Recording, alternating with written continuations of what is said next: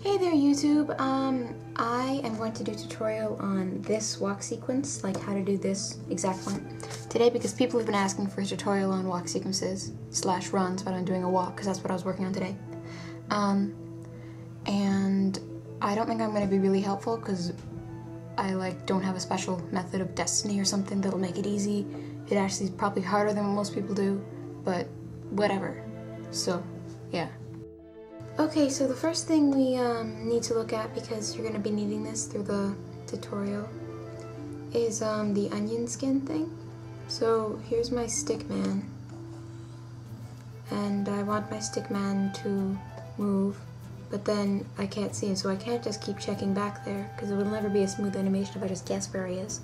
So we press the onion skin, which is this right here, onion skin, and then he shows up in gray, and he's not really on your new frame, but he looks like he's there so you can trace him. So I can be all like, oh look, tracing the stick man. And then he moves a bit, so you're like, yeah. Okay, now that that's out of the way, the first thing I always do is get a good reference. For this one I used a lion.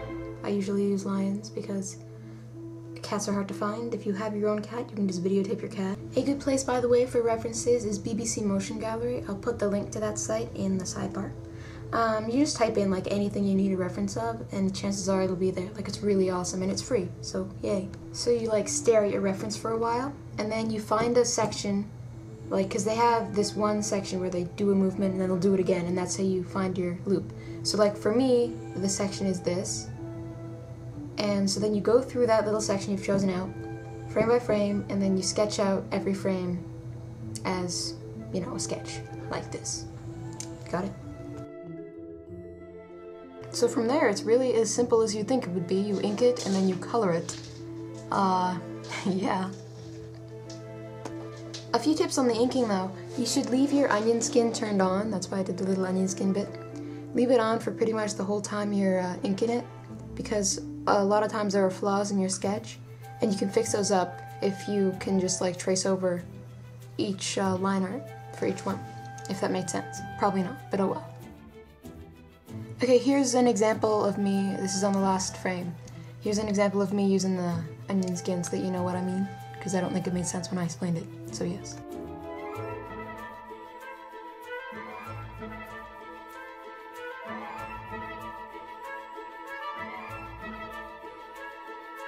Notice it's using the green as a guide for where to put everything, but I'm making sure it lines up properly with everything that's in the gray. So that's why it's smoother than just using the green, because I wouldn't know, you know?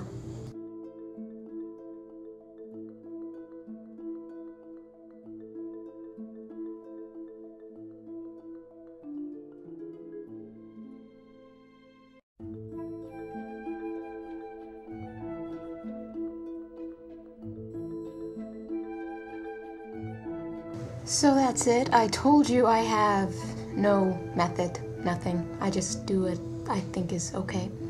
So I'm sure that didn't help anybody, but now you know how I do it. I'll show you this sequence frame by frame in case that helps anybody out, but yeah.